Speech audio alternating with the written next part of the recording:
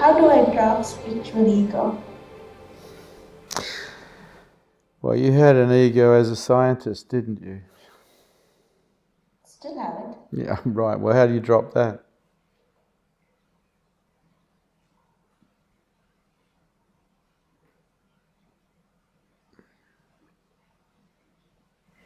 Not be too attached to it.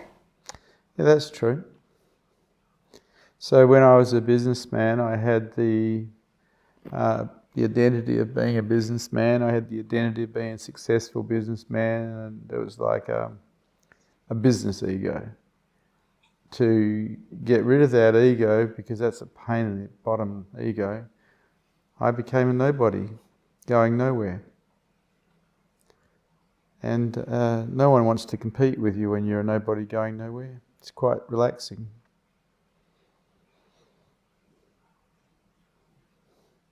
Is that more like an attitude in the mind? And just No, it took quite a few years. I was walking around Australia barefoot.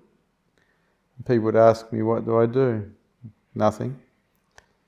What are you going to do? Nothing. What have you done? Nothing. I could have told them all of my successes. I could have told them that I had a Rolls Royce and I lived in a penthouse in Peppermint Grove, and that I had 35 staff members in a publishing company, and that I was on the board of a dozen different companies. I could have told them that. But I wasn't interested in that anymore. I was interested in becoming a nobody, going nowhere, because the businessman that I was in the way of higher consciousness and in the way of heart. So I became a nobody, going nowhere, and it was very freeing. but with the spiritual ego, it seems I'm telling myself something. I'm not even telling anyone anything. Yeah. Because I didn't want to develop a spiritual ego, I didn't tell people I was a meditator. I didn't tell people I was self-inquiring. I didn't come across as someone spiritual. I came across as a nobody, going nowhere. Because I realized how dangerous it is to have any form of strong ego. Spiritual egos would have to be the dirtiest egos on the planet, because they think they're superior, and it's ugly.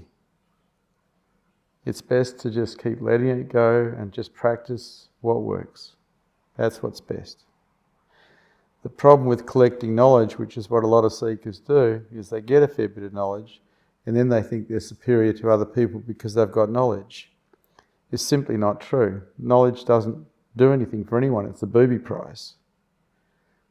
Higher consciousness is gained through witnessing the mind, through practicing acceptance, through being meditative. It's not gained in any other way.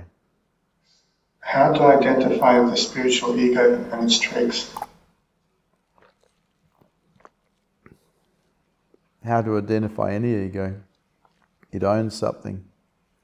It says, I am this, or I am that, or I have done this, or I have done that,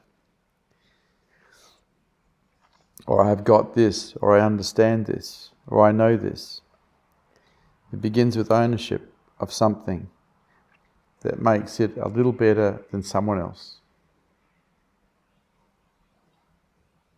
You have a look and see. The transmission is produced by awareness being aware of itself in this body. It's the Buddha field. It's the same Buddha field that my master Osho Rajneesh had. Same Buddha field that every awake person has. It's when that's aware of your mind becomes aware of itself and stays aware of itself. And it's beautiful.